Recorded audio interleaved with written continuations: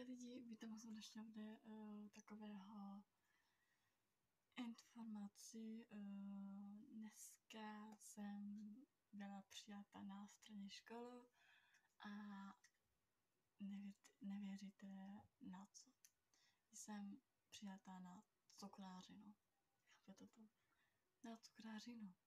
Já jsem doteď nevěřila, ale teď jsem mamku viděla ze školy, já jsem šla a mamka, že no, Kači, nejsi na cukrářině, seš na prodavačské práci. A já jsem si jakože říkala v duchu, jakože nevěřím nebo něco takového. A já jsem se dozvěděla, že jsem na cukrářině. A já, oh my god. A já jsem si jakože říkala, nebudu to jakože věřit, že jsem na cukrářině nebo ne. Jakože mamka prostě říkala, že jsem na prodavačské práci, ne? A mamka, že na chvilku, že říkala, že neřeknu to neřeknu. Ale potom mi v kousku vchodu řekla, že jsem přijata na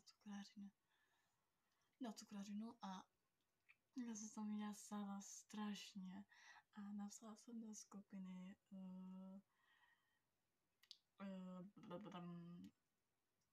že jsem přijata na střední školu a moje paní asistentka mi pogratulovala, že jsem přijata, že mi to přeje a já jsem řekla, že jo, že moc děkuji a prostě jsem strašně moc nadšená, nevím, co mu říkat, prostě jsem moc ráda o to, že jsem na to střední škole.